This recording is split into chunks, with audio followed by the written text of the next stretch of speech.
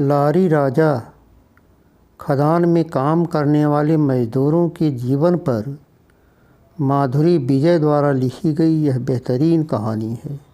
तो चलिए आपको सुनाता हूँ कहानी लारी राजा। मेरे भाई सिजू को खदान में लारी ड्राइवर की नौकरी मिल गई तो वह अपने आप को 30 मार खां समझने लगा। उसने छोटे भाई मुन्ना को खिलाना बंद कर दिया, जबकि पहले वह उसे खूब खिलाया करता था। बालू से भरे बोरे की तरह उसको ऊपर तक लुकाता और हंसाता था। अब अम्मा उससे कोई काम करने के लिए कहती हैं तो बिना कुछ बोले वह तरेरते हुए निकल जाता है। और तो और उसने अपनी गर्लफ्रेंड मंजू से भी कुट्टी कर ली। मुझे हथौड़े से लौह अयस्क तोड़ते हुए देखकर मेरा मजाक उड़ाते हुए कहता है कि क्या हमेशा मिट्टी कीचड़ में खेला करते हो।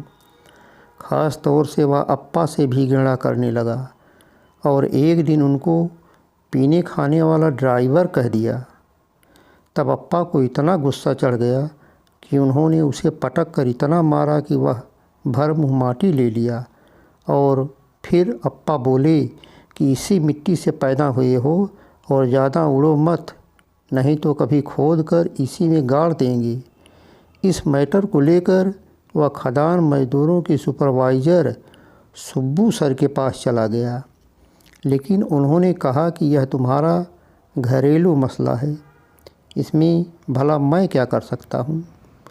उसके बाद वह अप्पा से इतना डरने लगा कि जब तक वे घर पर रहते तब तक एकदम शांत पड़ा रहता था, लेकिन जब अप्पा कहीं चले जाते तो वह बांस के ढांचे पर नीली प्लास्टिक तान कर बनाई गई हमारी झोपड़ी का मजाक उड़ाता था।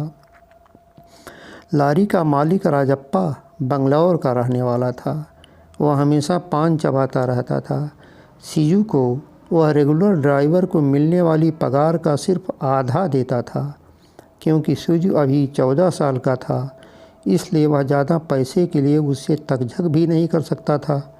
राजप्पा अपनी लारी का एक फेक परमिट बनवाया था, जो एक पतला सा ट्रांसपेरेंट कागज़ पर कुछ अस्पष्ट लिखा हुआ था और उस पर कोई एक्सपायरी डेट दर्ज नहीं थी। सीजू उसे लेकर हासपेट रेलवे स्टेशन तक चलता था। मंगलौर और चेन्नई जैसे महानगरों में वह नहीं जाता था, क्योंकि बॉर्डर पुलिस द्वारा पकड़े जाने का उसे भय लगता था। खदान की लारियों के क्लीनर मेरे जैसे लड़के होते थे। हम सीजू को लारी राजा कहकर बुलाते थे और उसके पीछे हम उसकी लंबे डग भरते हुए चलने की नकल करते थे। इससे उसे कोई फ़र्क नहीं पड़ता था। अपनी लारी की केबिन में वह एक राजा की तरह बैठता था। मैं यह मानता था कि वह राजा था और राजा की तरह दिखता भी था। उसके बाल काले, घने और लंबे थे, जो पीछे उसकी गर्दन पर झूलते रहते थे। खदान की लौह अयस्क मिश्रित हवा में लगातार सांस लेते रहने पर भी उसके दांत चांदी जैसे सफ़ेद थे। जब वह लारी की केबिन में बैठा रहता था तो हमें लगता था कि वह कोई वीआईपी है, जो हमसे बहुत ऊपर है और उस तक हमारी पहुंच नहीं है। लौह अयस्क बंदरगाहों से होता हुआ महानगरों तक जाता था। मैंने कोई महानगर नहीं देखा था। उनके बारे में हमें सुब्बू सर ही कुछ बताते थे।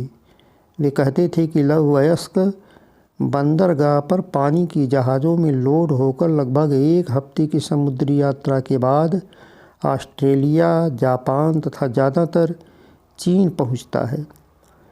चीन में ओलंपिक गेम के आयोजन के लिए एक स्टेडियम बनाया जा रहा था। सुब्बू सर कहते थे कि ओलंपिक गेम वर्ल्ड कप के जैसा होता है, लेकिन उसमें क्रिकेट नहीं खेला जाता है। उसमें तैराकी, निशानेबाजी, टेनिस, कुश्ती जैसे गेम होते हैं। ओलंपिक गेम में जब कोई जीतता है तो उसे मेडल दिया जाता है। पिछले ओलंपिक गेम में भारत को बॉक्सिंग में एक गोल्ड मेडल मिला था। चीन में बन रहा स्टेडियम गोलाकार और किसी क्रिकेट स्टेडियम से 10 गुना बड़ा बनेगा। सुब्बू सर ने यह कहते हुए जब दोनों ओर अपने हाथ फैलाए तो कड़क इस्त्री की गई उनकी झक सफ़ेद शर्ट कांख के नीचे पसीने से भीगी हुई दिखाई दी।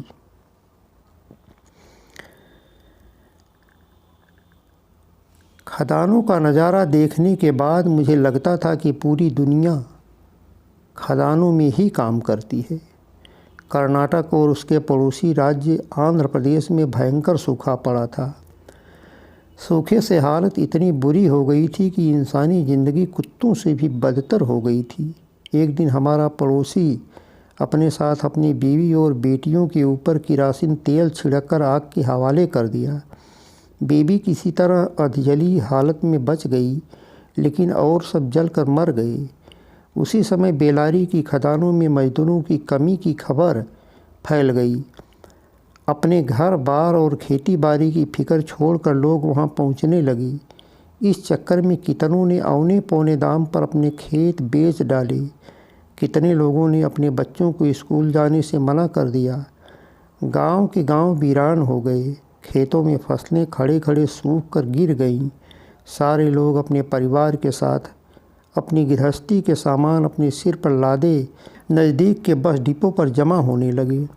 अगर कोई बस चलने के लिए तैयार हो जाती तो उसमें लोग ठूंस ठूंस कर भरे जाते। फिर भी जो नहीं चढ़ पाते वे लोग बस चलने पर उसके साथ दौड़ पड़ते। कुछ लोग तो चलती बस में लटकने की कोशिश करते और गिर जाते। वे यूं ही ज़मीन पर पड़े पड़े कुछ देर बिन बादल के चमकते आसमान की ओर निरीह नज़रों से निहारते रह जाते। उनके कपड़े लत्ते गंदे हो जाते और वे कुछ देर बाद उठकर उन्हें झाड़ पोंछकर साफ़ कर लेते। फिर दूसरी बस का इंतज़ार करने लगती। महीनों तक यही सिलसिला चलता हुआ हम देखते रहे। हमें कोई परेशानी नहीं थी क्योंकि अप्पा नौकरी में थे। वे रायचूर थर्मल पावर प्लांट के सब इंस्पेक्टर की गाड़ी चलाते थे, इसलिए हम लोग ठीक ठाक स्थिति में थे। लेकिन तभी एक दुर्घटना के चलते अप्पा की नौकरी चली गई। उससे जो सदमा लगा, अप्पा उसे बर्दाश्त नहीं कर पाए और अगले कुछ हफ्तों तक शराब के ठेके पर उन्होंने अपना अड्डा जमा लिया। वहाँ पीने के बाद जब वे टल्ली होकर घर आते तो मैं, सीजू या माँ में से जो मिल जाता उसे अपनी बेल्ट निकाल कर मारने लगती। फिर काफ़ी देर तक वे चिल्लाते रहते थे। एक दिन जब वे घर आए तो कहने लगे कि अब हम लोग खदान में काम करने चलेंगे। सीजू उस समय 7वीं कक्षा में पढ़ता था। उसने अप्पा की बात का विरोध किया तो अप्पा ने उसका हाथ पकड़कर बेदर्दे मरोड़ दिया तो सीजू भी चुप बैठ गया। तब मैं 5वीं कक्षा में था। मुझे तो बहुत खुशी हुई कि किसी तरह घर से बाहर जाने का तो मौका मिलेगा। अम्मा को तो जैसे काठ मार गया। वह झोपड़ी के अंदर जाकर सामान पैक करने लगी। एक हफ्ते के अंदर ही हम लोग एक खटारा सी बस में सवार हो गए जिसका काला आयल बूंद बूंद करके नीचे टपक रहा था। रास्ते में हमारे खाने के लिए अप्पा ने मूंगफली पैक करा ली।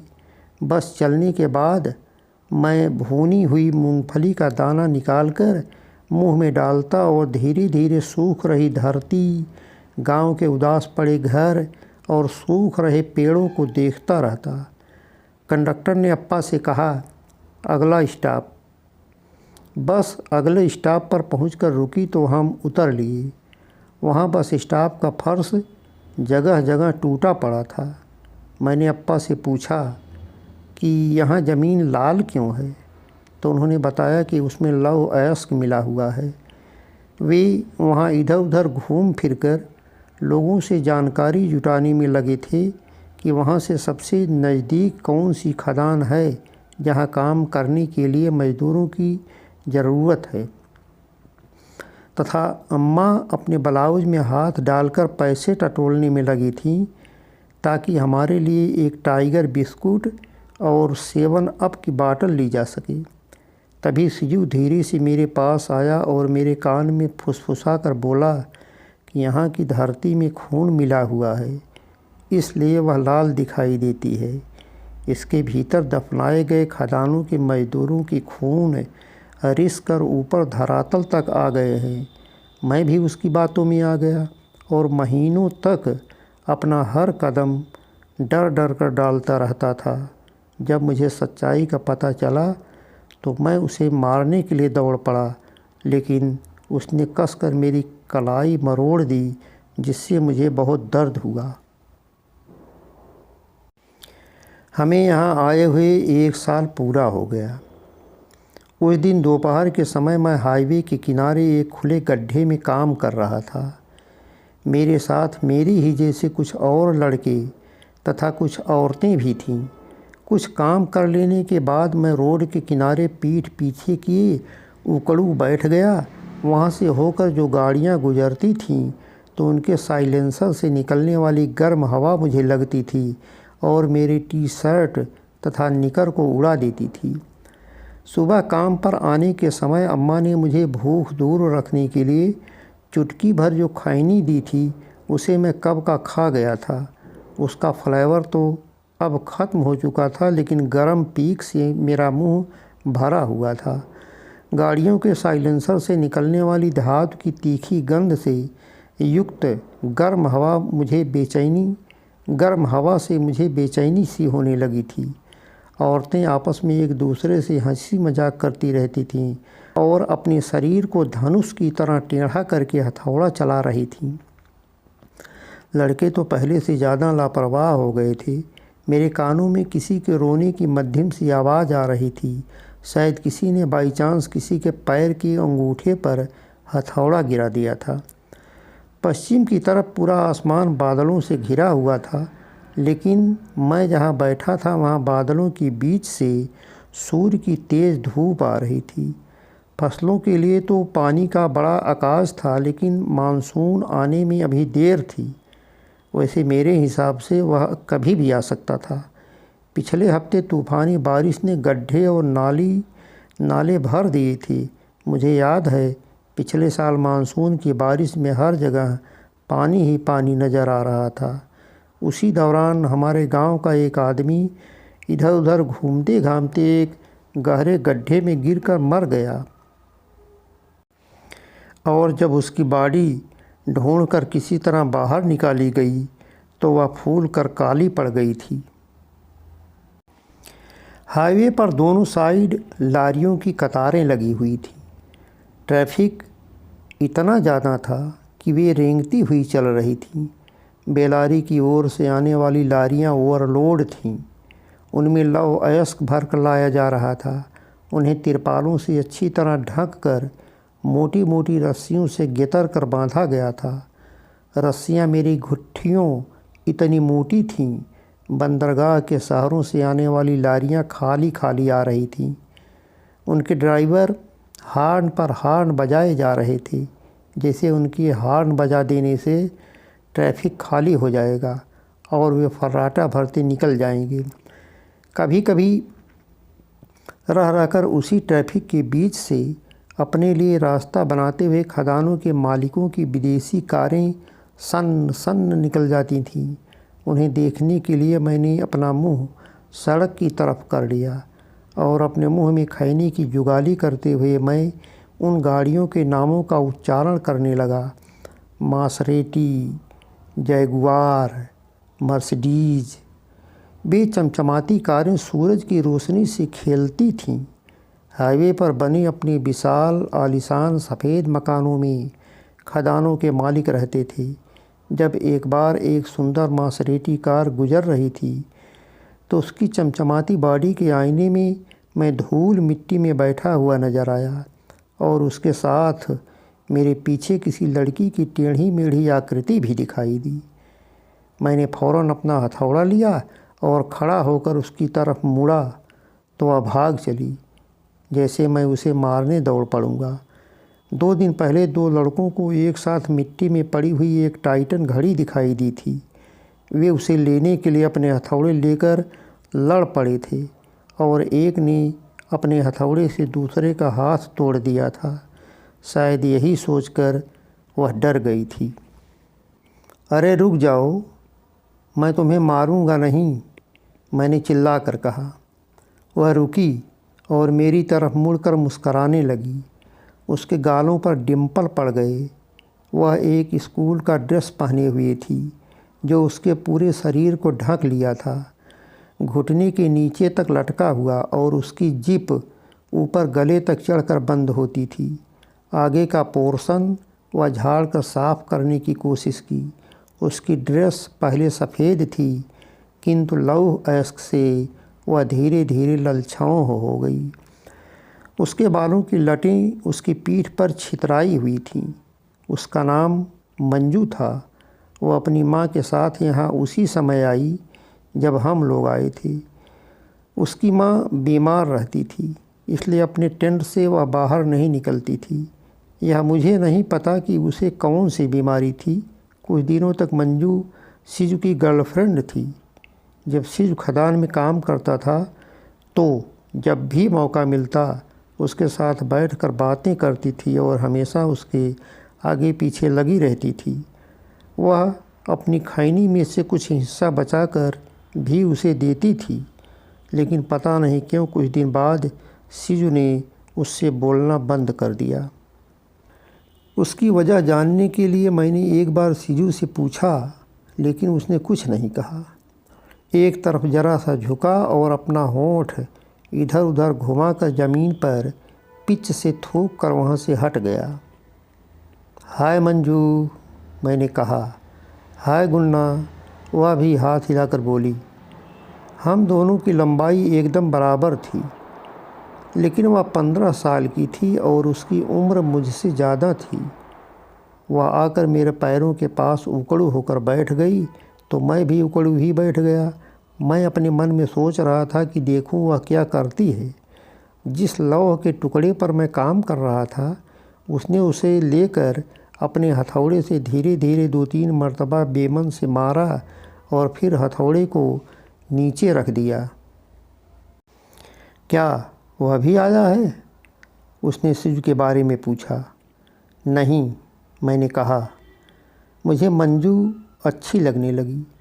जब कभी खदान में अखबारों के रिपोर्टर या किसी एनजीओ का दौरा पड़ता था तो हम दोनों अपने हथौड़े नीचे रख दिया करते थे और ज़ोर ज़ोर से चिल्लाते हुए कहने लगते थे, no child labour here, no child labour here.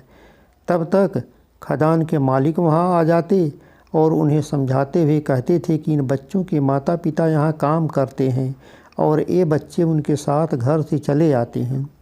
इन्हें देखकर आपको लगता होगा कि ये काम कर रहे हैं, लेकिन ये काम नहीं कर रहे हैं। ये दरअसल खेल रहे हैं। हथौड़े ही इनके खिलौने होते हैं। खदान मालिकों की बातें सुनकर वे लोग आपस में खुसर पुसर करते और अपने नोटपैड में कुछ लिखने लगते थे। इन सब के बीच मंजू मेरी ओर देखकर अपनी भौहें रह रह कर ऊपर चढ़ा चढ़ा कर मुस्कुराती रहती थी। कुछ दिनों बाद हम ओलंपिक गेमों के बारे में जान गए। फिर तो हमने अपना ओलंपिक स्टार्ट कर दिया, जैसे दौड़ प्रतियोगिता, ढेला फेंक प्रतियोगिता, पत्थर का ढेर लगाओ प्रतियोगिता, सिला तोड़ प्रतियोगिता आदि। जो जीत जाता उसे नकली मेडल दिया जाता। मुझे मंजू के साथ खेलने में बड़ा मज़ा आता था, क्योंकि उसके साथ खेलने में हमेशा मैं ही जीतता था और हार कर भी वह कभी गुस्सा नहीं करती थी, जबकि लड़के हार जाने पर लड़ाई झगड़ा करने लगते थे। मंजू, चलो दौड़ लगाएं। शर्त लगा लो मैं ही गोल्ड मेडल जीतूंगा। मैंने कहा तो उसने सिर हिलाकर ना बोल दिया। उसका ध्यान हाईवे पर गुजरती लारियों के ऊपर लगा हुआ था। वह दुबली पतली छरहरे बदन की लड़की थी। घनी मूँछों वाला एक लारी ड्राइवर जब उसे अपनी तरफ देखते हुए पाया तो अपना मुंह चुक्कड़ जैसा बनाकर चुंबन लेने की आवाज़ निकाला। लगा जैसे वह कोई चीज़ ज़ोर से चूस रहा हो। फिर वह अपनी जीभ बाहर निकालकर अपने होठों पर फिराने लगा और खूब ज़ोर से चिल्लाकर बोला, हाय सेक्सी, हेलो हेलो सेक्सी। सुनकर मेरी तो जान जली जा रही थी। मारे गुस्सा के मेरे चेहरे का रंग लाल हो रहा था, लेकिन मंजू को जैसे मज़ा आ रहा था। वह उसी की तरफ देखे जा रही थी जैसे उस कमीने ने उसे कोई बहुत अच्छी खबर सुना दी हो। मैंने उसका तमाशा देखकर अपना ध्यान पुत्तू भरने पर लगा दिया। पुत्तू एक कड़ाही जैसा बर्तन जिसमें लौह अयस्क भरकर कांटे पर वजन कराया जाता है। एक पुत्तू लौह अयस्क भरकर कांटे पर ले जाकर बेचने से 5 रुपये मिलते थे। अगर मैं अपने हाथ के अंगूठे की छालों की परवाह किए बगैर काम करूं तो एक दिन में 7-8 पुत्तू भर सकता था। दूसरे मजदूर हमारी तरफ ही देख रहे थे। लड़के तो हमें घूर रहे थे। मैंने मुंह के अंदर भरी खैनी की पीक को धीरे से दाएं से बाएं गलफड़ में कर लिया। तुम्हें अभी से यह सब नहीं करना चाहिए, मंजू ने कहा। क्यों नहीं करना चाहिए? मैंने हैरानी से पूछा। मेरा मतलब कि तुम्हें स्कूल में पढ़ना चाहिए था, मंजू बोली तो मुझे उसका कोई जवाब देते नहीं बना। स्कूल का मुंह देखे मुझे अब तक 2 साल हो चुके थे। मेरी जेहन में क्लासरूम की सिर्फ धुंधली सी याद बची हुई थी, जैसे मिट्टी का कच्चा और ठंडा फर्श। मेरी बगल में बैठने वाला धीरज, जो सरसों का इतना तेल चुपड़ कर आया करता था कि दिन भर महकाता रहता था। टूटे हुए फ्रेम वाला स्लेट, मैथ्स के टीचर जो हमें देखते ही हिकारत से भर जाते थे क्योंकि हमें गणित के सवाल नहीं आते थे। इंग्लिश की poem the boy stood on the burning deck, जिसे सारे बच्चे एक साथ गा रहे थे और मुझे पढ़ने ही नहीं आ रही थी। एंटीसेप्टिक की गंध लिए लड़कियों का बाथरूम, जो लड़कों को अलग तरह की फीलिंग से भर देता था। बात की बात पर धीरज का खिखियाना, कोई गलती हो जाने पर 4-6 बेंत हाथों पर सटासट पड़ना, इसी तरह की और बहुत सी बातें। तुम अपनी क्लास में हमेशा फर्स्ट आते थे, है ना? मंजू ने कहा। तुम्हें कैसे पता? सिजू कह रहा था एक बार, मंजू ने कहकर मुझे चौंका दिया। फिर उसने आगे बताया, सिजू कहता था कि हमेशा तुम्हारा हर सब्जेक्ट में 100 में 100 नंबर आता था, मैथ्स में भी। वह यह भी कहता था कि तुम्हें अपना कीमती समय और ऊर्जा नष्ट नहीं करना चाहिए। उसने मुझसे तो ऐसा कभी नहीं कहा, या कहा तो किसी NGO वाले का लगता है। लेकिन एक बात है मंजू, यहाँ मुझे बहुत अच्छा लगता है, मैंने कहा। क्यों? उसने पूछा। मैं उससे बताना चाहता था कि यहाँ मैं बड़े मज़े से खेल सकता हूँ। खदान के आसपास इतना विशाल और खुला मैदान है कि मैं जहाँ चाहूँ वहाँ जा सकता हूँ। काम ज़रा कठिन है, लेकिन यहाँ का माहौल बहुत मज़ेदार है। लेकिन तभी मंजू ने अपना हथौड़ा नीचे रख दिया और बोली, देखो वह आ रहा है। सिजू की लारी दूसरों से अलग नहीं थी। वह उसकी साफ़ सफाई का बड़ा ध्यान रखता था। उसकी केबिन का अंदरूनी हिस्सा नारंगी रंग से और बाहरी हिस्सा भूरे रंग से पेंट किया हुआ था। सिजू लौह अयस्क भरकर हॉस्पिट स्टेशन की तरफ जा रहा था। उसकी लारी की बॉडी किसी तोंद वाले आदमी की तरह फूली हुई थी। उसकी लारी के पिछले हिस्से पर एक शेर और ऊपर मुंह उठाए 2 हिरन के चित्र बनाए गए थे। उनके चित्रों पर सिजू का बराबर ध्यान रहता था। वह क्लीनर से कहकर उन्हें रोज़ अच्छी तरह से साफ़ करवाता रहता था। उसने हमें हाईवे के किनारे उकड़ू बैठा हुआ ज़रूर देखा होगा। फिर भी ना देखने का बहाना करके वह सामने सड़क पर अपनी नज़र गड़ा रखी थी। जब वो करीब पहुंचा तो मैंने कहा, ओए सिजू, ज़रा इधर भी देख लिया करो। वह ज़रा सा देखा और फिर अपनी नज़र सड़क पर लगा दी। मंजू अपनी बड़ी बड़ी आँखों से उसे ही देखे जा रही थी। वहीं पास में कुछ औरतें काम कर रही थीं। उनमें से एक, जो एक आँख से कानी थी, उसने अपने मुंह में भरी हुई खैनी की पीक को पच से थूका और बोली, बहुत हो गया तेरा नाटक, अब जा यहाँ से, कहीं और जाकर मर, उन लड़कों को अपना काम करने दे।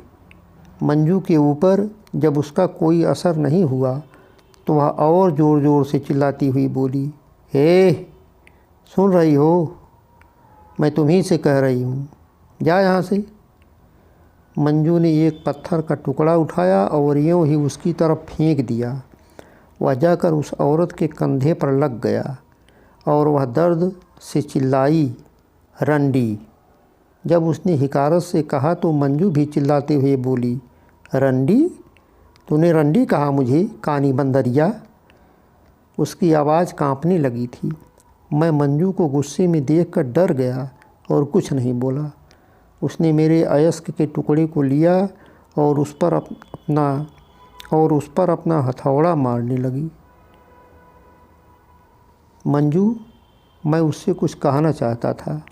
मुझे लगा कि वह रो देगी, लेकिन उसने कहा कि काश तुम्हारे पास एक लारी होती तो हम दोनों उसमें बैठकर चीन चलते।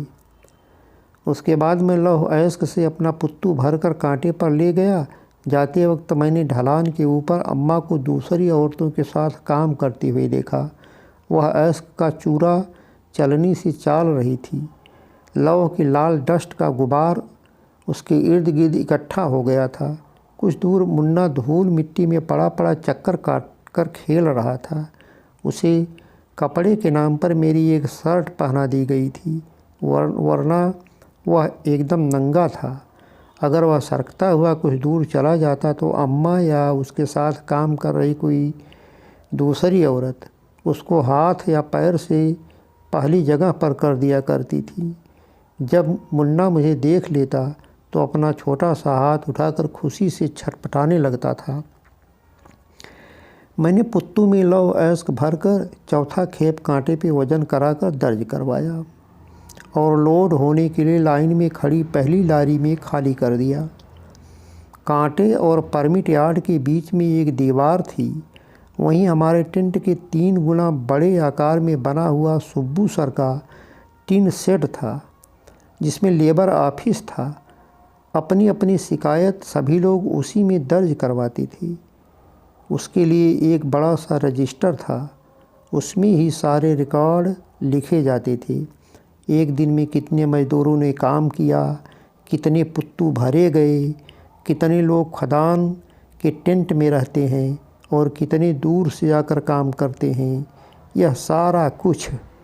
सुबह दूर से काम करने वाले मज़दूर जब आ जाते तो सुब्बू सर अपनी ऑफिस से बाहर निकलते थे और उनमें से छांट कर कुछ मज़दूरों को काम पर रख लेते और कुछ को काम नहीं मिल पाता था। जिन्हें काम नहीं मिल पाता था वे तुरंत बस डिपो पर चले जाते और वहां से बस पकड़कर अपनी भाग्य आजमाने दूसरी खदान में जाते थे। जिन मज़दूरों को काम पर रखा जाता उन्हें हथौड़ा और पुत्तू दिया जाता था, लेकिन कुछ मज़दूर अपने साथ हथौड़ा और पुत्तू लेकर आते थे। सुब्बू सर की शेड खदान के हर कोने से दिखाई देती थी। उसके बाहर उनकी मरून कलर की स्टीम कार खड़ी रहती थी। वे पेप्सी पीते हुए एक बैकहो लोडर की छाया में खड़े थे। वे पूरी बांह की शर्ट पहने हुए थे, जिसकी ऊपरी बटन खुली हुई थी, इसलिए उसके नीचे की सफ़ेद बनियान दिखाई दे रही थी और उसके ऊपर उनकी छाती के बाल भी नज़र आ रहे थे। वे पसीने से तर थे। पेट, पीठ और कांख के नीचे उनकी शर्ट भीगी हुई दिख रही थी। उसे देखता हुआ मैं वहीं खड़ा था। काम करने वाली एक लड़की कुछ कहने के लिए उनके पास आई। सुब्बू सर उसकी बात अपनी गर्दन झुकाए हुए बड़े ध्यान से सुनते रहे। उसके बाद उन्होंने लड़की के कंधे पर अपना हाथ रख दिया और उससे कुछ कहने लगे। लड़की उनकी बात चुपचाप सुनती रही। जब उन्होंने कहना बंद किया और अपना हाथ उसके कंधे से हटा लिया तो वह चली गई। खदान कैंप में एक बच्चे को लेकर अक्सर चर्चा होती रहती है कि उसका चेहरा मोहरा सुब्बू सर से बिल्कुल मैच करता है। उसकी माँ रेलथीन औरत है जिसका नाम सावित्री है। उसके पति के आने से पहले वह खदान कैंप से भगा दी जाती है। मैंने अप्पा को कहते सुना है कि सुब्बू एक निर्लज्ज टाइप का आदमी है और 1 नंबर का कमीना है। सिर्फ कपड़े सफ़ेद पहनकर वह सभ्य दिखने की कोशिश करता है, लेकिन वह आचरण से बिल्कुल घटिया है। सुब्बू सर को देखता हुआ जब मैं खड़ा था तो मुझे लगा कि वे मेरी मदद कर सकते हैं। यह सोचकर मेरा दिल ज़ोर ज़ोर से धड़कने लगा और मैंने उनके साथ बात करने, अपने आप को उनके साथ खड़े होने और मेरी बात मुस्कुराकर ध्यान से सुनते हुए उनके सिर हिलाते रहने की कल्पना की। तब मैं उनके नज़दीक गया। उनकी पेप्सी ख़त्म हो गई थी। पेप्सी की खाली बाटल उन्होंने लोडर के नीचे फेंक दिया। अभी तक मेरे ऊपर उनका तनिक भी ध्यान नहीं था। उन्होंने अपनी जेब से रुमाल निकालकर अपना मुंह साफ़ किया। मुझे देखते ही उन्होंने पूछा, क्यों, आराम कर रहे हो? खदान में मैं काम करता हूँ यह वे जानते थे, लेकिन मेरे नाम से अभी वाकिफ़ नहीं थे। मेरे जैसे सैकड़ों बच्चे खदान में काम करते होंगे और सारे के सारे जब लाल ही दिखाई देते हैं तो उन्हें सब एक जैसे लगते होंगे। हाँ साहब, बस 5 मिनट हुआ है। मैंने कहा कि कहीं ऐसा ना हो कि वे यह समझ लें कि मैं काम से जी चुरा रहा हूँ। ठीक है, उन्होंने कहा। साहब, कुछ देर चुपचाप खड़े रहकर मैंने उनसे कुछ कहने की कोशिश की। हाँ बोलो, क्या बात है? उन्होंने कहा। साहब, मुझे आपसे कुछ कहना है। मैंने कहा तो वे मेरी तरफ बड़े ध्यान से देखने लगे। मैंने ज़ोर से सांस ली और उनकी आँखों से आँखें मिलाईं। मुझे उनकी आँखें थोड़ी सी अलग किंतु दया से भरी हुई लगी। साहब, मैं गाड़ी चलाना चाहता हूँ, लारी। मैं एक सांस में बोल गया। वे चुप रहे, इसलिए मैंने आगे कहा, मुझे गाड़ी चलाना आता है साहब, मेरे पापा ने मुझे सिखाया था। वे रायचूर थर्मल पावर प्लांट के सब इंस्पेक्टर के ड्राइवर थे साहब। वे उनकी स्टीम कार चलाते थे। जैसी कार आपकी है ना साहब, ठीक वैसी ही कार उनकी भी थी। मैंने जो कुछ कहा उसमें सच्चाई थी। जब अप्पा सब इंस्पेक्टर के यहाँ ड्राइवर की नौकरी करते थे और साहब नहीं रहते थे या किसी मीटिंग वूटिंग में चले जाते थे तो अप्पा हमें गाड़ी में बिठाकर रायचूर की गलियों में घुमाते थे। अप्पा अक्सर गाड़ी लेकर एक औरत के घर जाते थे जो उनके पहचान की थी। उस समय मैं अप्पा की गोद में बैठता था और स्टीयरिंग पकड़ कर रखता था। अप्पा एक्सेलरेटर बहुत धीरे धीरे दबा कर रखते और मुझसे कहते कि अब बाएं मोड़ो, अब दाएं मोड़ो। उसके बाद अप्पा मेरे हाथों के ऊपर अपने हाथ रख कर कस कर पकड़ लेते थे। मैंने सुब्बू सर से एक्सीडेंट के बारे में कुछ नहीं कहा और ना ही अप्पा की दारूबाजी के बारे में कि उन्होंने पीकर गाड़ी चलाई और एक औरत के ऊपर चढ़ा दिया जिससे उसका पैर टूट गया। सुब्बू सर अपने हाथ की उंगलियों को आपस में बांधे हुए खड़े थे। प्लीज़ सर, मैंने विनती करते हुए कहा। अभी कितने साल के हो तुम? उन्होंने पूछा। ज़रा सा रुक कर मैंने अपने आप को कंट्रोल किया, फिर कहा 13। 13? उन्होंने आश्चर्यचकित होकर कहा और अपनी आंखें मुड़मुड़ाते हुए ऊपर सूर्य की तरफ देखा। फिर एक मजदूर की तरफ इशारा किया जो लौह अयस्क से लाल सरपीले मैदान पर धीरे धीरे चल रहा था। चमकते हुए सूर्य की रोशनी में दूर से देखने पर वह एक बिंदु या पुत्तू में रखने लायक लौह अयस्क के एक टुकड़े के समान दिखाई दे रहा था। उसे देख रहे हो? उन्होंने पूछा। हाँ साहब, मैंने कहा और हम दोनों उसकी तरफ कुछ देर ध्यान से देखते रहे। वह क्या कर रहा है? सुब्बू सर ने अगला सवाल किया। वह काम कर रहा है साहब। बिल्कुल सही, यू आर स्मार्ट बॉय। वह काम ही तो कर रहा है। मैंने एक लारी को पहाड़ी के निचले तल पर अपने ऊबड़ खाबड़ रास्ते से होते हुए मुड़कर हाईवे की तरफ जाते हुए देखा।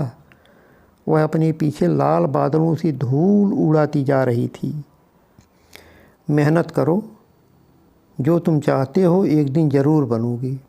सुब्बू सर ने यह बात ज़रूरत से ज़्यादा तेज़ आवाज़ में कहा, जैसे उनकी बात सुनने के लिए सामने ढेर सारी पब्लिक जमा हो। उन्होंने आगे कहा, देखो, इससे अच्छी सलाह मैं तुम्हें नहीं दे सकता हूँ। अगर मेरी जगह तुम्हारे पिता होते तो वे भी यही कहते। इतना कहकर उन्होंने बड़े स्नेह से पिता की ही तरह मेरे कंधे पर हाथ रखा और धीरे से धक्का देकर मुझे जाने का इशारा किया। हाईवे के बगल में स्थित साइट पर जाने की बजाय मैं अप्पा को ढूंढने चला गया।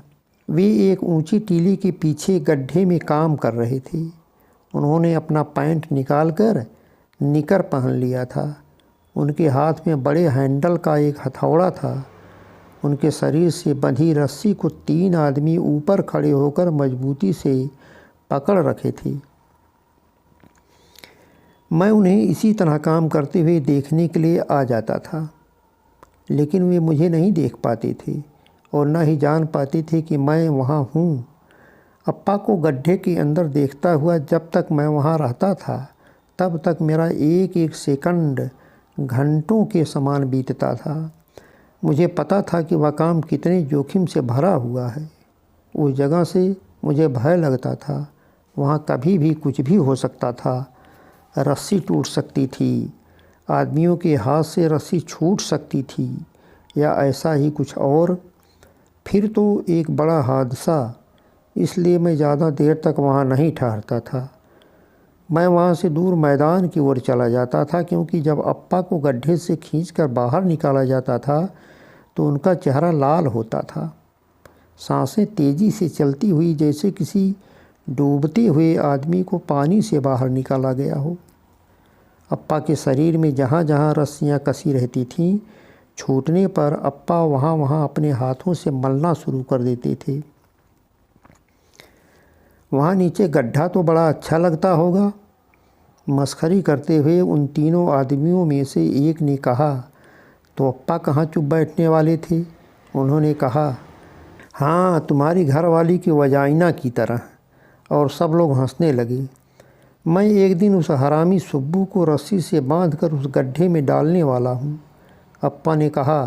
तो दूसरा आदमी बोला, उससे वहाँ कुछ नहीं हो पाएगा। ऑफिस में बैठे बैठे दिन भर वह लड़कियों को बुलाकर उनके शरीर पर अपने मोटे मोटे हाथ फिराता रहता है। मुस्टंडा साला। हिकारत से कहकर अप्पा ने अपना हथौड़ा ज़ोर से मारा और बोले, भगवान का शुक्र है कि मेरे कोई बेटी नहीं है। वे लोग फिर हंसने लगे थे। जब मैं हाईवे के पास साइट पर पहुंचा तो मंजू वहां नहीं थी। जहां वह उकड़ू बैठी थी, उस जगह को मैं ध्यान से देखने लगा कि हो सकता है उसके पैरों के निशान वहां दिख जाएं। कुछ औरतें अब भी वहां काम कर रही थीं और उनके हथौड़े से निरंतर आवाज़ आ रही थी। उस कानी औरत ने अपनी थैली में से खैनी निकाल कर मुझे दिया और मैं उसे मुंह में डालकर चबाने लगा। खैनी का तीखापन मेरे मुंह को जल्दी ही पीक से भर दिया। जानना चाहता है कि वह कहाँ गई? उस औरत ने मुझसे पूछा। उस पर मुझे बड़ा तरस आ रहा था कि बेचारी की एक आँख नहीं है। उस दिन मंजू ने उस पर पत्थर फेंक दिया था। इसके लिए मैं उससे माफ़ी मांगना चाहता था, लेकिन उसने मंजू को रंडी बोल दिया था, इसलिए उसके ऊपर मुझे गुस्सा बहुत ज़्यादा था। वह अपने टेंट में गई होगी, और कहाँ जाएगी? मैंने कहा, कुछ और सोचो, नहीं तो कहो मैं बताऊं? नहीं, उसकी कोई ज़रूरत नहीं है, मुझे जानना ही नहीं है। वेरी स्मार्ट बॉय, कहकर वह मुस्कुराई और फिर फुसफुसाते हुए धीमी आवाज़ में बोली, मेरी बात सुनो, वह अच्छी लड़की नहीं है, समझे? बहुत चालू है, उससे दूर ही रहो तो अच्छा। तुम मेरा सिर मत खाओ, मुझे और भी काम है। मैंने कहा। अगले कई घंटे मैं लगातार काम करता रहा। हथौड़ा चलाते चलाते मेरे हाथ पसीने से गीले हो जाते तो मैं उन्हें अपने निकर में रगड़ कर सुखा लिया करता था। हाईवे पर गुजरती लारियों को मैं देखता रहता था। सीजू की लारी वापस नहीं आई। कुछ देर बाद काम करने वाली औरतें खड़ी होकर अपनी पीठ सीधी करने लगीं।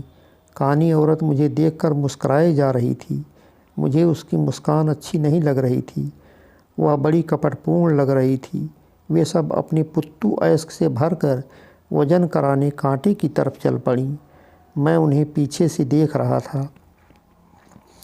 उनकी चाल बड़ी मस्तानी लग रही थी। मैं उनकी चौड़ी पीठ और साड़ी में लिपटी मोटी जांघें देख रहा था। उनमें से किसी के पास जूते नहीं थे। उन्होंने पैरों में प्लास्टिक की चप्पलें डाल रखी थीं, जिससे उनके पीछे धूल उड़ती जा रही थी। मंजू उन्हें मोटी भूरी बंदरियां कहती है, जो अपने शरीर को जहाँ तहाँ हर वक्त खुजाती रहती है। दिन चढ़ने के साथ पास स्थित गंदे तालाब में उठ रही बदबू हवा के साथ मिलकर उसे बोझिल बना देती है। तालाब से सटा हुआ जो मैदान था, उसमें सब लोग शौच करने जाते थे। कोई भी कभी भी उसमें जाकर बैठ जाता था, कभी आड़ लेकर तो कभी खुलेआम। ऐसा करने वालों में औरतें और लड़कियां भी शामिल थीं। मैंने अपना आखिरी पुत्तू भरकर कांटे पर वजन कराकर रजिस्टर में दर्ज करवाया और टेंट में वापस आ गया तो देखा कि अम्मा खाना बनाने के लिए कोयला जला रही थी। गुना, ज़रा देखो पान कहाँ है, उन्होंने फुसफुसाते हुए मुझसे कहा। हम लोग एक प्लास्टिक की थैली में पान के पत्ते और जूते की पॉलिश के टिन के डिब्बे में कटी सुपारी वगैरह रखते थे। मैंने थैली में से ढूंढकर सब कुछ निकाला। मुन्ना की नाक बह रही है, उसे साफ़ कर दो, उन्होंने आदेश देने के अंदाज में कहा। मैं मुन्ना की नाक उसी की आस्तीन में पोंछकर साफ़ कर दिया करता था। गुन्ना, अम्मा मुझसे कुछ और कहने जा रही थीं, लेकिन तभी अप्पा टेंट में दाखिल हो गई और वे गूँथे आटे से लोई काटकर रोटी बनाने लगी। अप्पा ने दारू ज़्यादा पी रखी थी। उनके पैर लड़खड़ा रहे थे और हाथ भी उनके बस में नहीं थी। उन्होंने एक फटी हुई टी शर्ट पहन रखी थी, जिस पर केल्विन क्लेन लिखा हुआ था। उनकी पैंट घुटने तक मुड़ी हुई थी। सुप्रिया, अप्पा ने अम्मा के नाम सुप्रिया को ज़रा लंबा खींचकर कहा। अम्मा कुछ नहीं बोली। बड़ी सीरियस हो, क्या बात है, अप्पा ने कहा। वे अपने चेहरे को अजीब तरीके से सिकोड़ फैला रहे थे। उनकी सांसों से दारू की बास निकलकर पूरे टेंट में फैल रही थी। मुझे देखकर खुश नहीं हो क्या? अपने पति को देखकर चेहरे पर एक मुस्कान भी नहीं ला सकती हो? तुम्हारा यह पति एक जानवर की तरह दिन भर खटता रहता है, अप्पा ने कहा तो अम्मा ने अपना होंठ इतना कस कर काट लिया कि उनका चेहरा दर्द से सिकुड़ गया। उन्होंने दहकते कोयले के ऊपर से एक रोटी अपनी नंगी उंगलियों से पकड़कर उठा ली और उसे अखबार पर रख दिया। अप्पा को हिचकी आई। उन्होंने पान का एक पत्ता लिया, उस पर कुछ कटी हुई सुपारी वगैरह रखा और लपेट कर मुँह में डाल लिया। थोड़ा सा चबाने के बाद उनके मुंह के कोने से लाल पीक बाहर निकलने लगी और वहाँ से बहती हुई उनकी दाढ़ी तक फैलने लगी। गुना, आज तुम कितने पुत्तू लौह ऐश भर कर कांटे तक ले गए? मेरे मुंह से तो 8 निकलने जा रहा था, लेकिन तभी अम्मा ने अपना एक हाथ अपने ब्लाउज में उस जगह डाला जहाँ बटुआ रखा था और मैंने कह दिया 6। 6? सिर्फ 6? अप्पा ने हैरान होते हुए कहा। हाँ अप्पा, सारी, मैंने कहा और सोचने लगा कि कहीं अप्पा मुझे झापड़ न रसीद कर दें, लेकिन जो हुआ उसे मैं सोच भी नहीं सकता था। अप्पा मेरे पास सरक आए और मुझे प्यार से सहलाने लगे उन्होंने पहले अपना हाथ मेरे सिर पर फिराया, फिर चेहरे पर, और तब ठोड़ी से होता हुआ गले तक। उनका हाथ बहुत सख्त और खुरदुरा था। ऐसा लग रहा था जैसे कि अपने हाथ से वे मेरे सिर का सीटी स्कैन कर रहे हों। वे अपने हाथ की जीवंत छाप छोड़ते चले जा रहे थे। नहीं बेटे, नहीं, तुम सारी मत बोलो। सारी तो मुझे बोलना चाहिए। तुम लोगों से सारी कहने की ज़रूरत तो मुझे है, क्योंकि मेरी वजह से तुम लोगों को यहाँ आना पड़ा। सब गलती तो मेरी है। कहते कहते अप्पा की आवाज़ कांपने लगी थी। सब मेरी गलती का नतीजा है। मैं एक अच्छा बाप नहीं हूँ। इतना कहकर अप्पा ने अपना हाथ मेरे आगे किया और मैंने उस दिन की सारी कमाई, 2 पुत्तू जो कम बताकर उनसे झूठ बोला था उसका भी पैसा उनके हाथ पर धर दी। उन्होंने मुट्ठी बंद कर ली और सारे पैसे अपनी जेब में रख लिए। मेरी कुछ समझ में नहीं आ रहा था। मैंने मुन्ना को कसकर पकड़ लिया। मैं अम्मा से नज़र नहीं मिला पा रहा था, लेकिन मैंने सुना कि जो सांसें उन्होंने अब तक रोक रखी थीं ज़ोर से बाहर निकाल दी और बोली, वे पैसे उसके स्कूल के लिए हैं। अप्पा ने उनकी जैसे बात ही ना सुनी हो, इसलिए अम्मा ने अपनी बात फिर दोहराई। मैं कह रही हूँ कि वे पैसे उसके स्कूल के लिए हैं। इस साल से वह दोबारा स्कूल जाना शुरू करेगा। उसके लिए पैसे चाहिए कि नहीं? अच्छा, तो अब तुम मुझे बताओगी कि मुझे क्या करना चाहिए? मेरे ही घर में रहकर तो मुझे शऊर सिखाओगी? क्या आप इस घर में अकेले हो? आखिर कितने पैसों की दारू पियोगी? अगर मेरी कोई बेटी होती तो? अम्मा रोटियां बनाती जा रही थीं। उन पर पड़े काले चकत्तों को देखते हुए अप्पा ने कहा, बेटी साली क्या करती? तुम्हें एक बेटी क्यों चाहिए थी?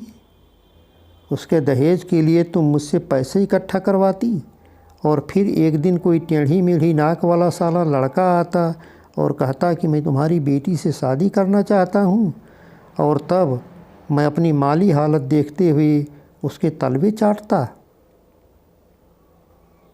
बेटियां माँ के लिए कितना सहारा होती हैं, तुम्हें तो बस दहेज की पड़ी है। अम्मा भुनभुनाई। मैं सोच रहा था कि अप्पा मेरी तरह अम्मा को भी प्यार से सहलाएंगे, लेकिन मैंने देखा कि अम्मा के पास जाकर उन्होंने साड़ी और पेटीकोट से ऊपर तथा ब्लाउज से नीचे उनकी कमर पर ज़ोर से चिकोटी काट ली। अम्मा दर्द के मारे छटपटा कर रह गईं। जहाँ उन्होंने पकड़ा था, छोड़ने के बाद वह जगह काली पड़ गई। अम्मा सिसकने लगीं, लेकिन उन्होंने रोटियां बनाना बंद नहीं किया। अप्पा चुप नहीं रहे, वे बड़बड़ाते रहे। सुप्रिया, तुम्हें पता है कि तुम्हारी प्रॉब्लम क्या है? तुम हरदम रोनी सूरत बनाकर रखती हो। तुम्हें मुस्कुराना चाहिए। जो औरत मुस्कुराती नहीं है वह अच्छी नहीं लगती है।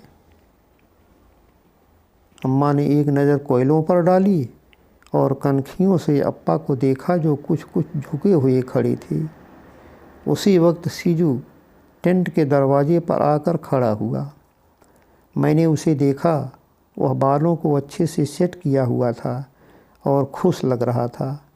वह दरवाजे पर ही खड़े खड़े हमें देख रहा था। तुम वहाँ खड़े क्यों हो? अंदर आकर बैठ जाओ, अप्पा ने कहा। सीजू ने वहीं से अपने लिए जगह तजबीजा और आकर मेरे तथा अप्पा के बीच में बैठ गया। उसके बैठ जाने से टेंट एकदम भरा भरा दिखने लगा। हम बिल्कुल पास पास हो गए थे।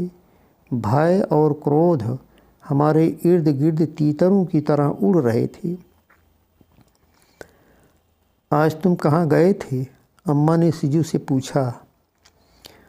उसकी आदत थी कि अगर अम्मा कुछ पूछती तो वह अपना मुंह दूसरी तरफ घुमा लिया करता था और अम्मा की बात का कोई जवाब नहीं देता था। लेकिन आज वह अम्मा के पूछने पर उनकी तरफ दया भाव से देख रहा था। उसके हाव भाव से लग रहा था कि अब वह अम्मा के बारे में सोचने लगा है।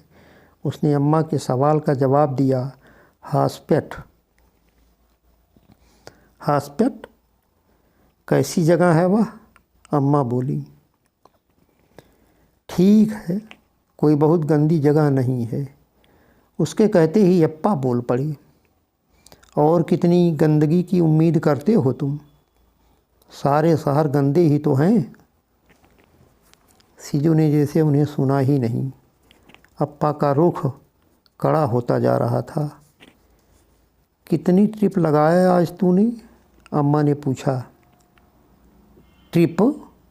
अप्पा गरजे। वह रेलवे स्टेशन तक 10 किलोमीटर एक साली लारी को चलाते हुए जाता है और तुम उसे ट्रिप कह रही हो? साला 10 किलोमीटर एक साली लारी को चलाकर जाना, यह भी कोई ट्रिप हो गई? कोई कुछ नहीं बोला। सीजू बैठे बैठे अपने पैरों की मालिश करता रहा और अम्मा रोटियां बनाकर कोयले पर डालती रहीं। अप्पा सीजू की तरफ मुखातिब हुए और कड़क कर बोले, तुम्हारी अम्मा ने पूछा है कुछ? सुना नहीं तुमने? एकदम बहरे हो गए हो। 3, सीजू ने धीरे से कहा। और ज़ोर से बोलो, अप्पा चिल्लाए। 3 तो कहा हूँ, सीजू ने कहा। सुप्रिया, कुछ सुना तुमने? तुम्हें मुस्कुराने की वजह चाहिए ना। तुम्हारा बेटा उस साले रेलवे स्टेशन तक एक साली लारी को चलाते हुए 3 बार जाता है, यानी 3 ट्रिप। जब ऐसा होनहार बेटा तुम्हारे पास है तो तुम्हें बेटी क्यों चाहिए? उनकी नज़र शिव के ऊपर से हट ही नहीं रही थी। अम्मा ने आखिरी रोटी बनाकर कोयले पर रखी। साला, लारी ड्राइवर होकर अपने आप को साला राजा समझता है, अप्पा ने कहा। मैंने मुन्ना को चिकोटी काटी ताकि वह रोने लगे और सबका ध्यान उसकी तरफ चला जाए, लेकिन मुन्ना को जैसे कुछ असर ही नहीं हुआ। मैंने दोबारा उसे ज़रा ज़ोर से चिकोटी काटी, लेकिन मुन्ना को तो जैसे सांप सूंघ गया था। वह अब की बार भी टस से मस नहीं हुआ और मैं उसे गोद में लिए लिए अब थक चुका था, इसलिए उसका वज़न मुझे ज़्यादा लगने लगा था। एक कोयले का टुकड़ा चटका तो उसमें से चिंगारियाँ उड़ी और मैं चिहुक गया। मुझे वह दिन याद आ गया जब एक्सीडेंट के बाद थर्मल पावर स्टेशन का मैनेजर हमारे घर आया था। वह चिल्ला रहा था और उसके मुंह से थूक निकलकर अप्पा के चेहरे पर पड़ रहा था। तो भी अप्पा अपना चेहरा पोंछकर साफ नहीं करते थे। वे मैनेजर से हाथ जोड़कर विनती कर रहे थे, नो सर, सारी सर, नो सर, सारी सर, जैसे वे कोई कविता रट रहे हों। उस रात वे घर से बाहर जाकर सड़क पर सो गई। जब अम्मा उनको बुलाने गई तो वे बोले, सुप्रिया तुम जाओ, मुझे यहाँ अकेला छोड़ दो, मैं इसी लायक हूँ। और मुझे आज भी याद है कि अम्मा उनके सिर को पकड़कर धीरे धीरे तब तक कुछ कहती रहीं जब तक कि वे उठकर घर आने के लिए राज़ी नहीं हो गई। अप्पा इस इंतज़ार में थे कि सिजु अब करेगा क्या। मैं सोच रहा था कि वह उठकर अप्पा को मारेगा, लेकिन उसने अपने कंधे उचकाते हुए कहा, दिन भर साले लोहे के ऊपर हथौड़ा चलाने से एक साली लारी का ड्राइवर होना अच्छा है। यह कहकर वह मेरी ओर देखने लगा और मैंने अपना मुंह दूसरी तरफ फेर लिया। अम्मा ने अपनी उंगलियों से रोटियों पर नींबू का अचार लगाया और उन्हें पाइप की तरह गोल गोल लपेट कर हमें देती गई।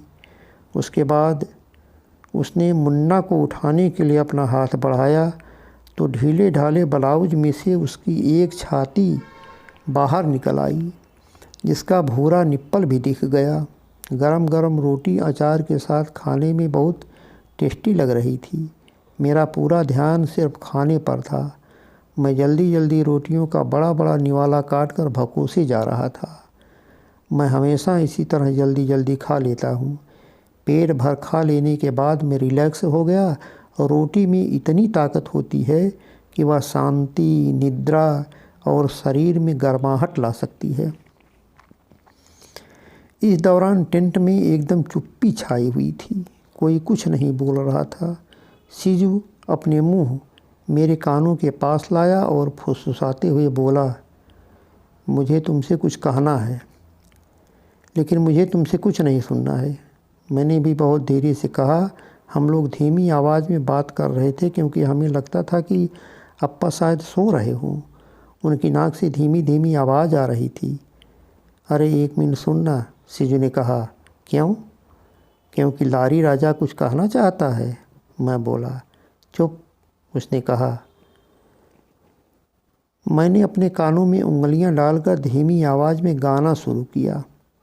लारी राजा, लारी राजा। यह एक तरह का मूर्खपना था, मुझे पता था। गुन्ना, सुनना, सीजू ज़रा ज़ोर से बोला। क्या शोर मचा रखा है तुम लोगों ने? अप्पा आंखें बंद किए के ही बड़बड़ाए। कुछ नहीं, सीजू ने कहा। कुछ नहीं, मैं भी उसकी हाँ में हाँ मिलाते हुए बोला। अप्पा फिर एक बार शांत हो गए। अम्मा मुन्ना को अपना दूध पिला रही थी। मुन्ना अपने मुंह में अम्मा का निप्पल डाले मज़े से चूस रहा था। अम्मा उसे ध्यानपूर्वक देख रही थी। मैंने सीजू से कहा, वह कानी औरत मंजू को आज साइड पे रंडी बोल रही थी। वह अपने घुटनों पर जमी मैल छुड़ाने में लगा हुआ था। कुछ नहीं बोला। तो मैंने एक बार फिर अपनी बात दोहराई। तुम दोनों क्या बातें कर रहे हो? अम्मा ने पूछा। सीजू से पहले मैं बोला, वही मंजू के बारे में जो इसकी गर्लफ्रेंड थी। अरे वही लड़की ना, जिसकी माँ बीमार है? हाँ। उस बेचारी को मैं क्या कहूँ? अगर मुझसे कुछ हो पाता तो मैं उससे मिलने चली जाती, अम्मा ने कहा। मुन्ना अभी भी उनका दूध पी रहा था। अम्मा उसके सिर पर प्यार से अपना हाथ फेरने लगी। अम्मा, तुम परेशान मत हो, उसे किसी चीज़ की ज़रूरत नहीं है, सीजू ने कहा। मैं जाकर देख आता हूँ कि वह ठीक ठाक है, कहते हुए मैं उठकर खड़ा हो गया। चलो मैं भी चलता हूँ, सीजू ने कहा और वह भी उठकर खड़ा हो गया। मैं चिल्लाया, नहीं, तुम्हें वहाँ जाने की कोई ज़रूरत नहीं। हाँ, तुम दोनों जाओ, मुझे अनसुना करके अम्मा ने कहा। सीजू, तब तक अप्पा बोल पड़ी। वे अभी अच्छी तरह सोए नहीं थी। उनकी पैंट घुटनों तक मुड़ी होने से उनके पैरों के पिछले हिस्से में मोटी मोटी नसें दिखाई पड़ रही थीं। मुझे वह गड्ढा याद हो आया जिसमें वे एक लंबे हैंडल वाले हथौड़े को लेकर काम करते हैं। अप्पा बहुत लंबे तगड़े नहीं हैं, लेकिन वे लगातार 10-10 घंटे हथौड़ा चलाते हैं। सीजू ने उन्हें कुछ देर देखा और फिर अपनी जेब में हाथ डाला। उसमें से कुछ मुड़ी हुई नोटें निकालकर उसने अप्पा की फैली हुई हथेली पर रख दी। अप्पा ने उन्हें अपनी उसी जेब में रखा जिसमें अभी कुछ देर पहले उन्होंने मेरे पैसे रखे थे। कुछ बुदबुदाते हुए उन्होंने अपनी आंखें बंद कर ली। अम्मा हमें देख रही थी। उन्होंने कहा, ए लो, उन्हें कुछ दे देना। उन्होंने 2 रोटियां देकर मुझे कागज़ में लपेटने के लिए कहा। जल्दी से चले आना, बारिश होने वाली है, उन्होंने कहा। अगर तुम ना चाहो तो मत जाओ, मैंने रास्ते में सीजू से कहा, लेकिन वह चुप रहा। हाँ हूँ कुछ नहीं बोला। मैं बोर हो रहा था।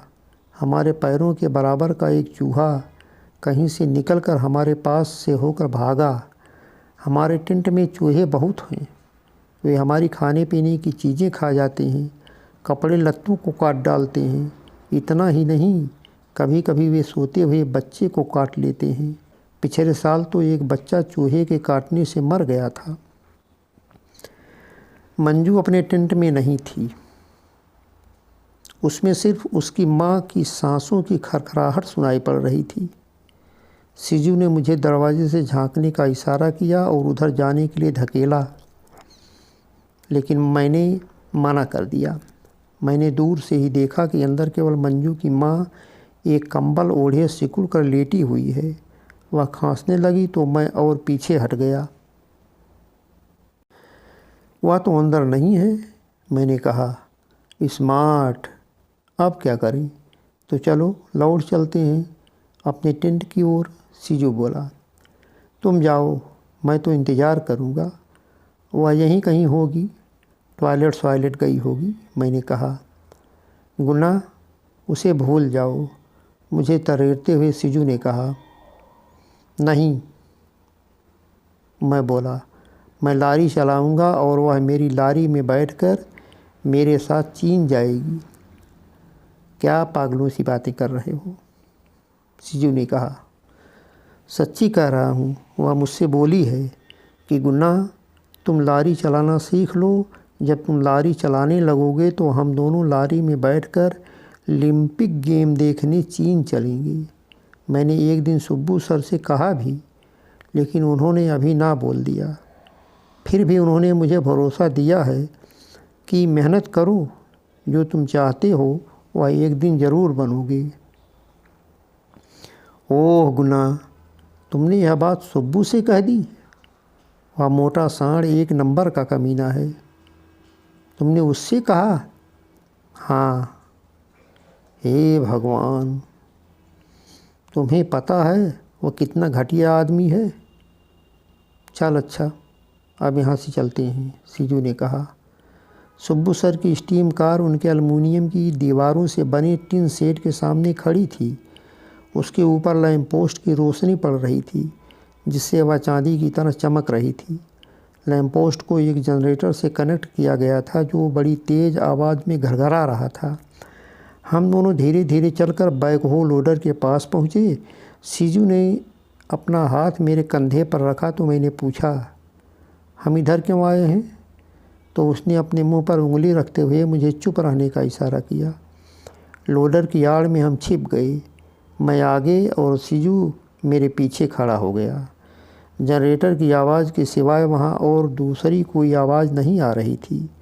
कुछ ही देर में मैं यह देखकर हैरत में पड़ गया कि मंजू सुब्बू सर के सेट से निकलकर बाहर आ रही थी। मैं तो अपनी जगह पर उछल पड़ने को हो गया, लेकिन सीजू ने मेरा कंधा पकड़कर दबा दिया और शांत रहने को कहा। लेकिन मंजू ने हमें देख लिया था। वह सकचाते हुए धीरे धीरे चलकर हमारे पास आ गई। उसने पैरों में चप्पल भी नहीं पहन रखा था। हॉस्पिटल में सीजू ने लारी की डुप्लीकेट चाबी बनवा ली थी। वह चांदी की तरह चमकती थी। उसे देखना पता नहीं क्यों मुझे अच्छा नहीं लगता था।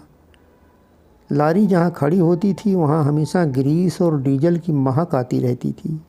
मैंने सीजू से कहा, सुब्बू सर को अगर पता चल गया तो वे तुम्हें निकाल देंगे, और कहीं अप्पा को पता चल गया तो वे तुम्हें मार ही डालेंगे। सुब्बू सर और अप्पा, तुम्हें क्या लगता है मैं उनसे डरता हूँ?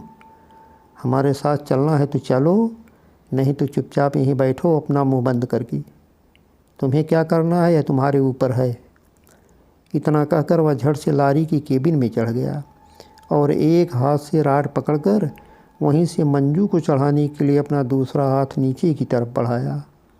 वह जैसे पहले से इसी इंतज़ार में थी। उसने तुरंत उसका हाथ पकड़ा और चढ़कर ड्राइवर की सीट पर बैठ गई। मैं दूसरी तरफ से चढ़ने की कोशिश में लगा हुआ था। बड़ी मशक्क़त के बाद मैं भी चढ़कर केबिन में बैठ गया। तब सीजू ने वह चमकती हुई चाबी लारी में लगा दी। कोई सुन लेगा, मैंने कहा। चुप रहो, यहाँ यार्ड में इस समय कोई नहीं है।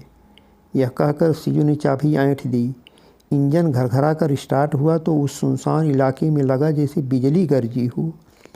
मैंने अपनी आंखें बंद कर लीं और सोचने लगा कि अभी कोई चिल्लाएगा या हमारे ऊपर टॉर्च की तेज़ रोशनी डालकर देखेगा, लेकिन कुछ नहीं हुआ। इस वक्त सब अपने टेंट में सोए पड़े थे। आकाश में बादल घिराए थे और रह रह कर बिजली कड़क कर वहाँ की शांति को भंग कर रही थी। लारी तो चल पड़ी, लेकिन सीजू ने उसकी हेडलाइट नहीं जलाई और उसी तरह उसे यार्ड से बाहर निकाला। फिर धीरे धीरे वजन करने की कांटे को पार किया और तब सर्वेंट ऑफिस को भी पार करके आगे निकल गया। अब कोई ख़तरा नहीं है, हम तीनों सेफ हैं, चलो अपना काम हो गया। इतना कहकर उसने लारी की स्पीड बढ़ा दी। जब लारी पहाड़ी क्षेत्र से आगे बढ़ने लगी तो खिड़की से केबिन में ठंडी हवा आने लगी। ठंडी से या ना जाने किस वजह से मंजू ने अपना सिर मेरे कंधे पर टिका लिया। सीजू सीट पर एकदम आगे सरक कर बैठ गया और स्टीयरिंग को हाथों से कस कर पकड़ लिया। शायद ठंडी का एहसास उसे भी होने लगा था। उसने हेडलाइट भी जला दी, जिससे मुझे मालूम पड़ा कि अब हम खदान एरिया से बहुत आगे निकल आए हैं। सड़क किनारे लगे पेड़ों की निचली शाखाएं लारी की साइड से टकरा रही थीं। लारी ऊबड़ खाबड़ रास्ते पर चल निकली थी और उसकी स्पीड भी तेज़ थी, इसलिए हमें अपना बैलेंस बनाना मुश्किल हो रहा था।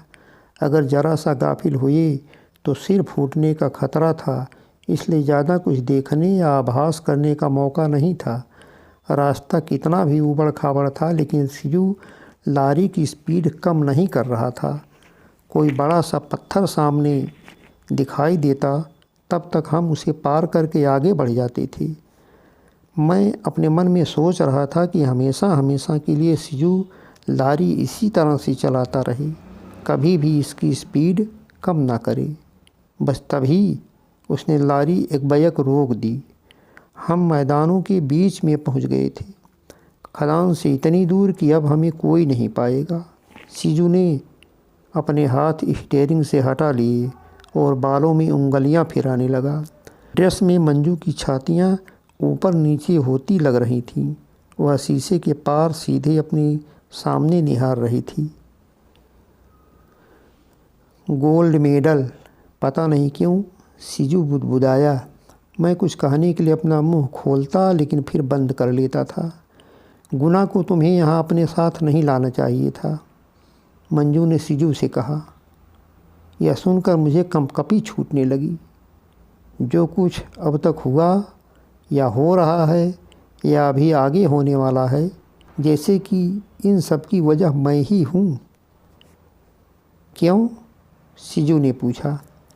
क्या इसका आना ज़रूरी था? हाँ।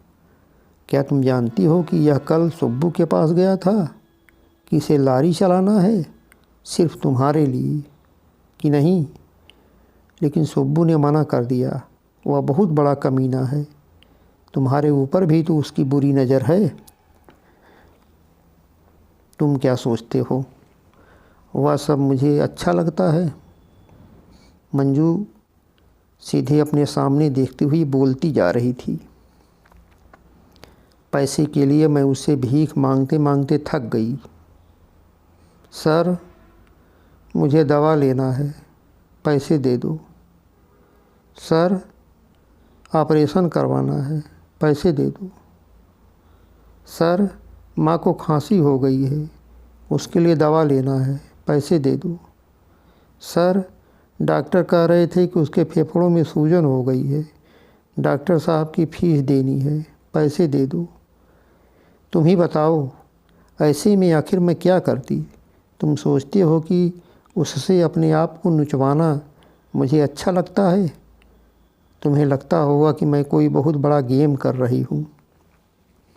खदान में तुम काम भी तो करती हो, फिर तुम्हें यह सब क्यों करना पड़ता है?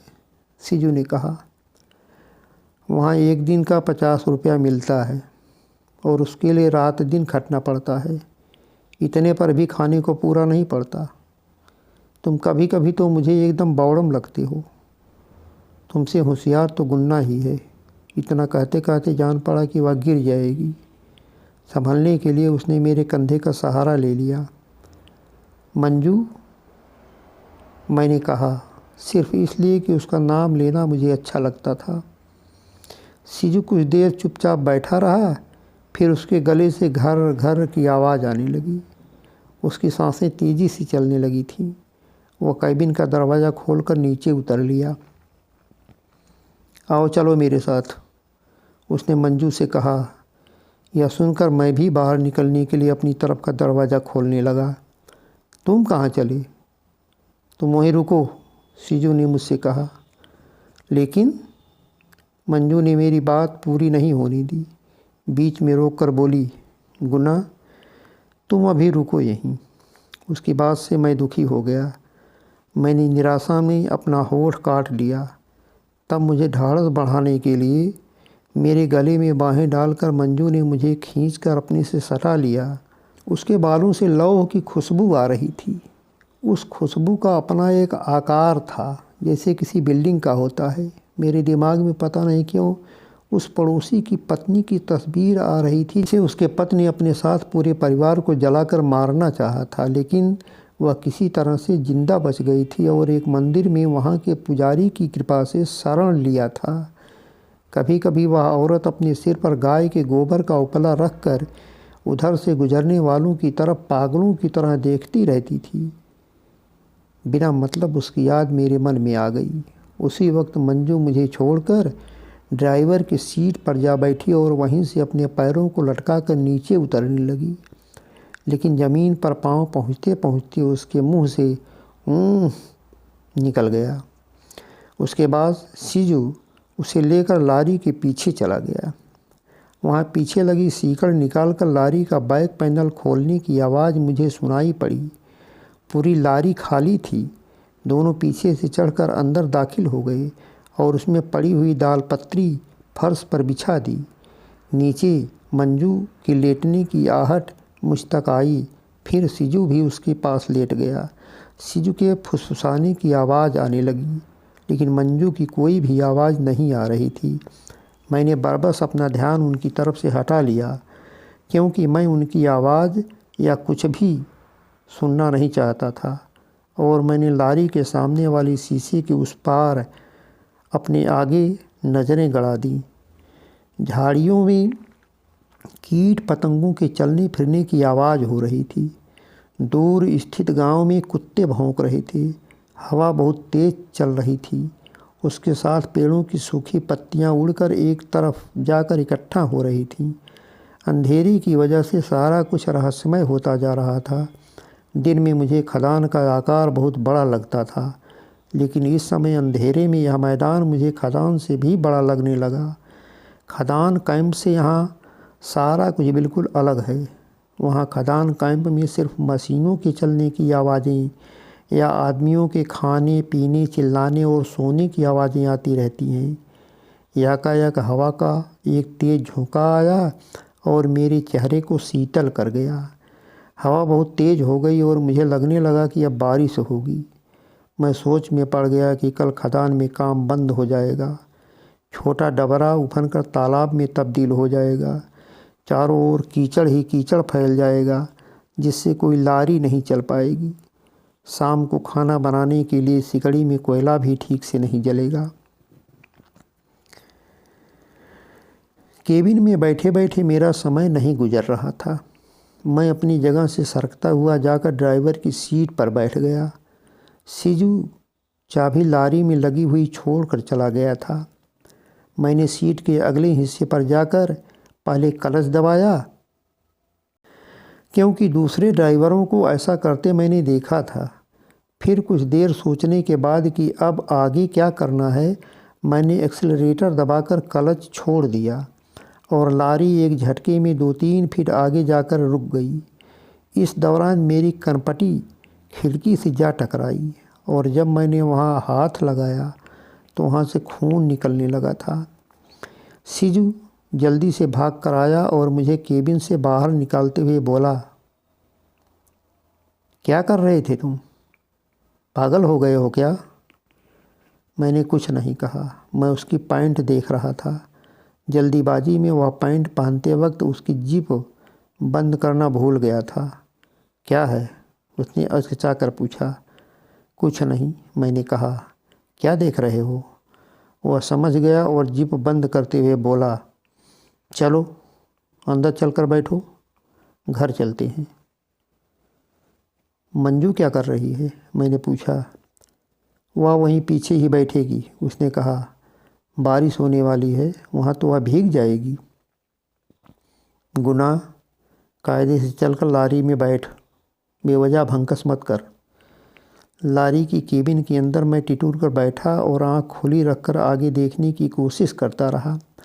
ठंडी हवा अभी भी अंदर आ रही थी।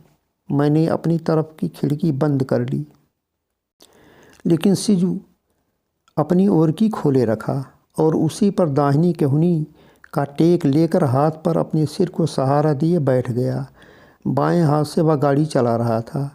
अब वह गाड़ी धीरे धीरे बहुत संभल कर चला रहा था, ऊबड़ खाबड़ बचा कर। मैं उसे कनखियों से देख रहा था और सोच रहा था कि वह कोई राजा नहीं बल्कि 14 साल का एक कमीना लारी ड्राइवर है। अब क्या होगा? मैंने पूछा। क्या और किसके बारे में? सीजू ने कहा। मंजू की माँ का क्या होगा? यह सुनकर सीजू चुप हो गया। काफ़ी देर सोच लेने के बाद बोला, गुन्ना, तुम बहुत स्मार्ट बन रहे हो। हमें अपनी स्कूल फीस में से उसे कुछ दे देना चाहिए था, मैंने कहा। वह किस लिए? ताकि वह उस पैसे से अपना इलाज करा ले और 2 महीने की बजाय 3 महीने ज़िंदा रहे। इसके बाद हमने बात करना बंद कर दिया। बारिश में कहीं कहीं पेड़ गिर गए थे, ज़मीन भीग कर नरम हो गई थी। खदान कैंप में चारों ओर अंधेरा था, सिर्फ रात भर जलने वाली आग ही कहीं कहीं जलती दिखाई पड़ रही थी। सीजू ने लारी को धीरे धीरे ले जाकर यार्ड में खड़ी कर दिया और उतर कर नीचे आया। उसके बाल बिखरे हुए थे। मैं तो केबिन में ही बैठा रहा। बारिश की कुछ बूंदें शीशे पर पड़ी तो लकीरें बनती हुई नीचे चली गईं। कैंप में अब लोग जगने वाले थे। चूहे अपने बिलों से बाहर निकलकर रहने के लिए सूखी जगह तलाश रहे थे। मुन्ना के भी तेल बुकवा का समय होने वाला था। अम्मा ने अप्पा की लुंगी से उसके लिए झूला बनाकर सुलाया था ताकि वह चूहों की पहुंच से दूर रह सके। टेंट में कहीं कहीं पानी इकट्ठा हो गया था। अप्पा उसे सुखाने में लगे हुए थे। मंजू की माँ बारिश थमने का इंतज़ार कर रही थी। यह सब अक्सर होता रहता है, कोई नई बात नहीं है। रोज़ की तरह कल सुब्बू सर पेप्सी पिएंगे और हम लोग खदान में काम करने जाएंगे। सीजू ने मुझे पुकारा तो मैं झटपट लारी से नीचे उतर पड़ा। नीचे कीचड़ था, मेरा पैर कीचड़ में धंस गया। वह लारी के पीछे खड़ा था। मैं जब वहाँ पहुँचा तो उसने बिना कुछ कहे मुझे लारी की तरफ इशारा किया। मैंने पूरी लारी चेक कर डाली, लेकिन मंजू उसमें नहीं थी। वह बीच में ही उतर कर कहीं चली गई थी। मैं अपने मन में सोचने लगा कि वह मैदान में ही कहीं उतर गई होगी और चलती चली गई होगी। जहाँ थकी होगी वहीं अपने हाथों से अपना चेहरा ढाँप कर सो रही होगी। अगले कुछ महीने से जो लारियों में से चोरी चोरी डीजल निकाल कर ड्राइवरों को पेट्रोल पंप से 20% कम कीमत पर बेचता रहा, जिससे बारिश का मौसम ख़त्म होते होते मेरे स्कूल की फ़ीस जमा करने के लिए पर्याप्त रकम इकट्ठा कर लिया। उसने वह पैसा मुझे बिना बताए चुपचाप अम्मा को दे दिया।